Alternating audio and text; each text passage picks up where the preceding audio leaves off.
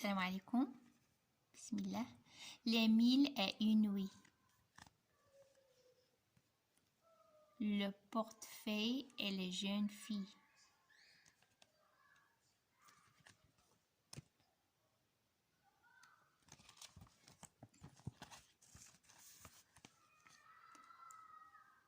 Le portefeuille et les jeunes filles.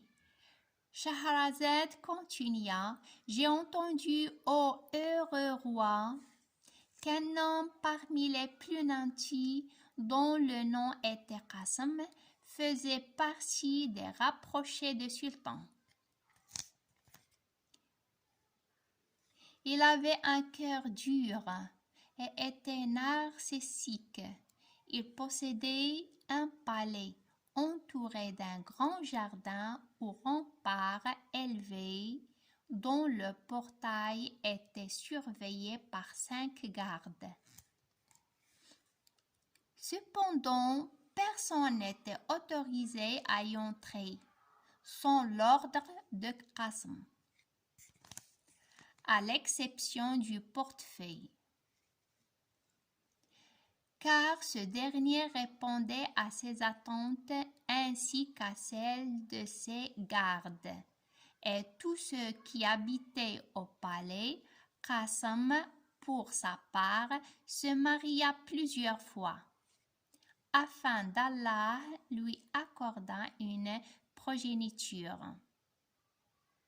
Mais il s'impatienta en effet à chaque fois que l'une de ses épouses n'enfantait pas un an après.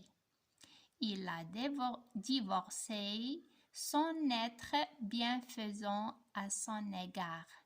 En revanche, il patienta 5 ans avec sa dernière épouse qu'il aimait éperdument, jusqu'à ce qu'Allah lui accroya une jolie petite fille du nom de Leila. Qasim s'attacha tellement à sa fille qu'il se consacra à la cajoler et délaissa ses autres occupations dont son assistant se chargea. Un jour, le portefeuille s'absenta haineux.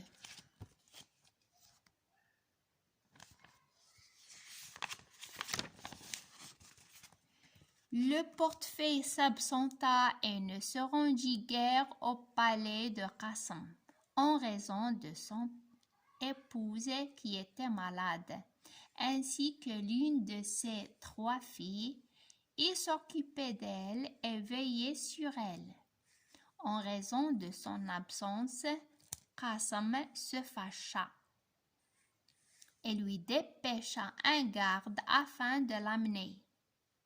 Son épouse lui dit: « Alors rends-toi avec le garde, car nous ne sommes pas en mesure de supporter la colère de Qasim à notre rencontre. » Le portefeuille et le garde se rendirent comme prévu au palais et à son arrivée,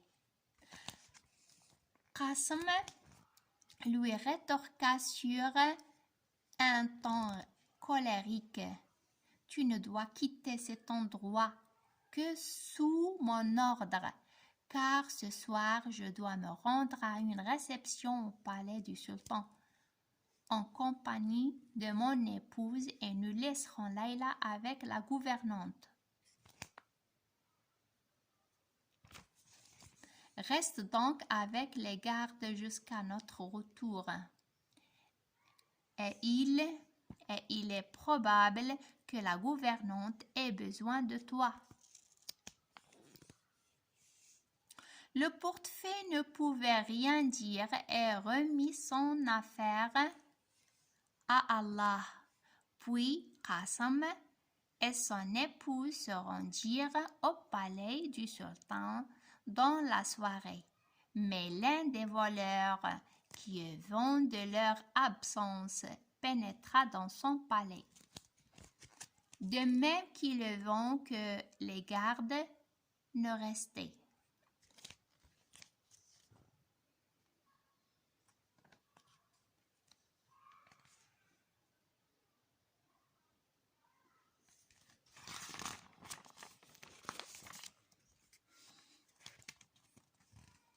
ne restait éveillé qu'en présence de Qasim. Le voleur réussit à kidnapper Layla durant le sommeil de la gouvernante et prit la sortie par la porte située à l'arrière-plan du palais. Il n'y eut que le portefeuille qui remarqua sa présence. Il ne dormait pas, car il était inquiet au sujet de son épouse et de sa fille, qui avaient le même âge que Layla. Ce dernier eut peur de la cruauté du voleur et ne put l'essayer. Cependant, il se contenta de le guetter jusqu'à ce qu'il arrivât dans une petite cabane où il déposa la petite fille. Puis, elle retourna au palais où probablement il oublia quelque chose. Le portefeuille entra dans la caverne, prit Layla, mais lorsqu'il réfléchit à la porter au palais, il se dit: les gardes croiront sûrement que c'est moi qui l'ai kidnappé et je serai condamné à mort.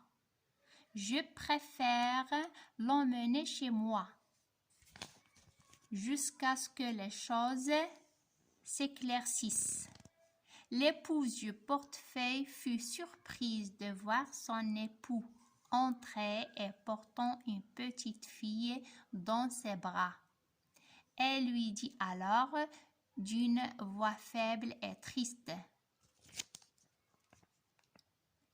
prononce la formule du retour à Allah, car notre fille a rendu l'âme. Le portefeuille pleura et poussa des cris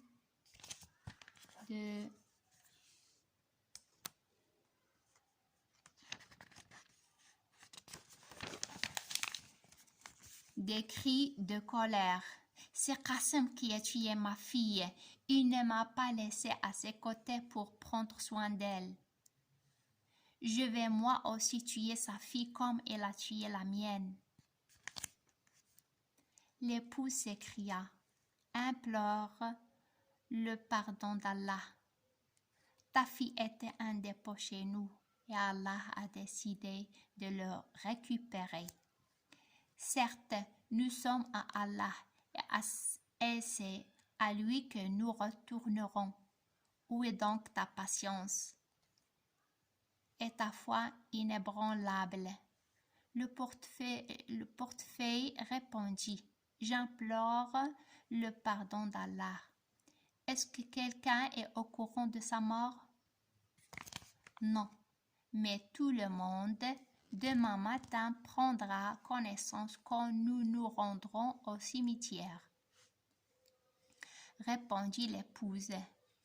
Le portefeuille rétorqua: je les emmènerai tout seul. À l'insu des gens, quant à cette petite fille, elle la remplacera et grandira aux côtés de nos deux filles. L'épouse demanda: et d'où as-tu ramené cette petite fille? Le portefeuille répondit: je l'ai trouvée sur la route et j'ai eu pitié d'elle. Peut-être qu'Allah nous l'a supplié par cette petite fille.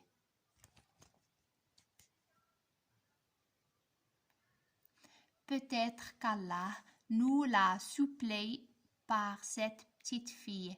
Prends soin d'elle et n'informe nos voisins ni de la mort de notre fille, ni de la présence de cette petite fille chez nous. Je vais retourner à présent au palais et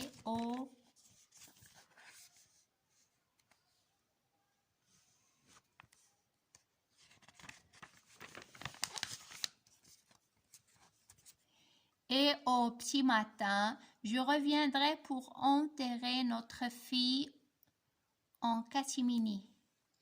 Le portefeuille retourna empressé au palais, et là, il rencontra par hasard le voleur sur sa route sortant du palais avec certaines choses à la main.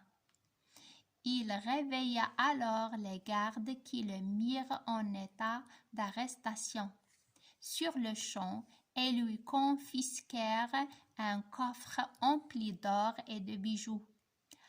À la suite du chahut, les valets se réveillèrent ainsi que toutes les personnes présentes au palais. La gouvernante, pour sa part, poussa un cri.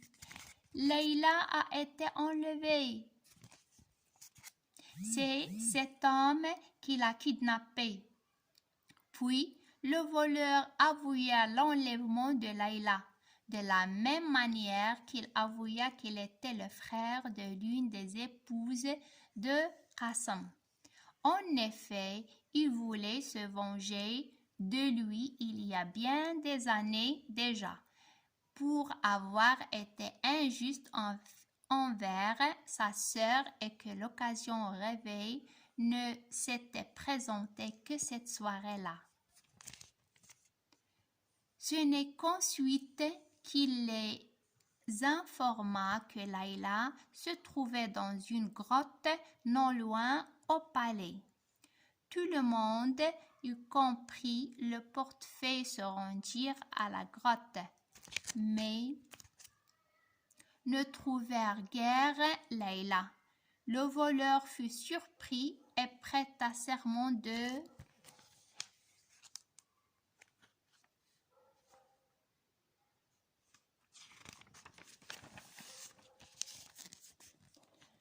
l'avoir laissée à cet endroit. Puis il dit: « Il est probable que des bêtes sauvages l'aient dévorée. » Entre-temps, Qasim et son épouse retournèrent au palais et remarquèrent que toutes les personnes du palais cernaient le voleur ligoté.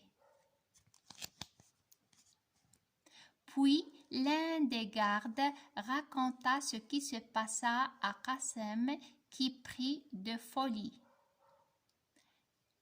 fit le serment qu'il mettrait à mort le voleur.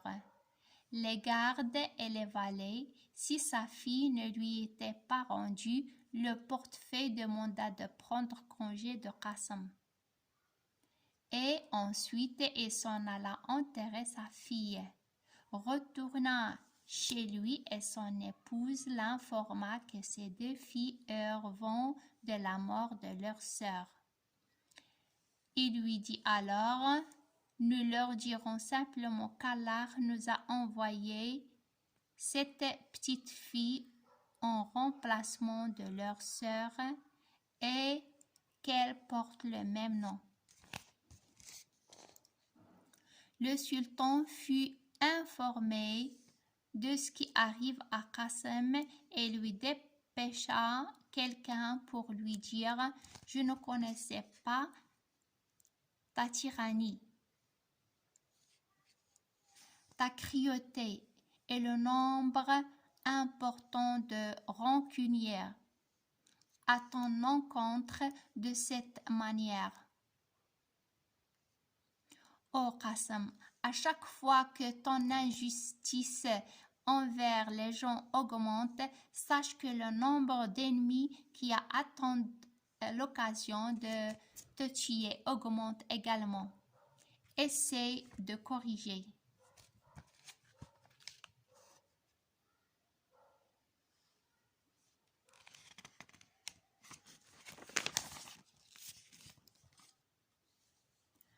De corriger tes fautes. Rapproche-toi des gens, fais-toi aimer d'eux. Allah te donnera en échange quelque chose de meilleur. Qasim retourna au palais, pardonna aux voleurs, valets et gardes et se mit à demander au sujet de toutes les personnes envers lesquelles il avait mal agi afin qu'ils lui pardonnassent. Cependant, le visage de Leïla ne le quittait jamais. 2 ans plus tard, Qasim demanda un jour au portefaix: « Comment vont tes 3 filles? Pourquoi ne les ramènerais-tu pas un jour au palais ainsi que ton épouse, afin de passer plusieurs jours avec nous, pour être tout joyeux et réjouir notre solitude? » Le portefeuille fut très surpris de l'apitoiement de l'homme auquel il ne croyait plus depuis la disparition de sa fille. Il se rappela à chaque instant sa cruauté à son égard durant les jours où sa fille était malade. Mais cette fois-ci, il lui fit confiance. Le portefeuille lui répondit: « Nous serons chez toi demain avec la permission d'Allah. » Le portefeuille informa son épouse et ses filles de l'invitation de Qasim. Comme prévu, le lendemain,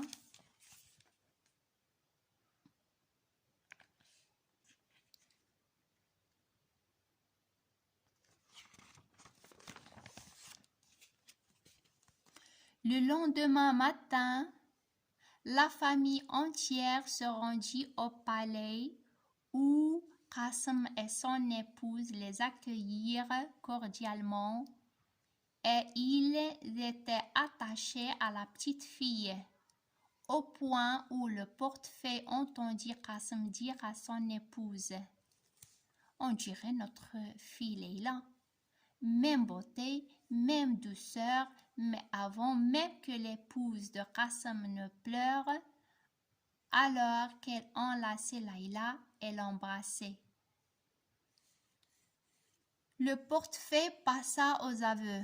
« C'est bien elle, Leila, votre fille. Je voudrais que vous me pardonniez. Je vais vous raconter l'histoire dans son intégralité. » Le portefeuille raconta alors intégralement l'histoire que son épouse entendit pour la première fois. À la suite de ce récit, Qasim et son épouse pleurèrent de joie et dirent: « C'est plutôt toi qui dois nous pardonner, honnête homme. » Shahrazad s'arrêta de parler au moment de l'appel à la prière et dit au roi: « Allons, prions.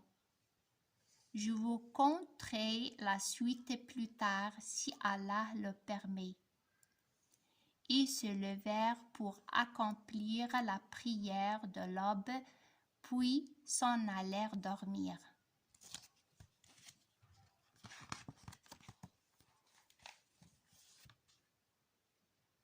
Et c'est fini. À la prochaine, Inch'Allah. Assalamu alaikum wa rahmatullahi wa barakatuh.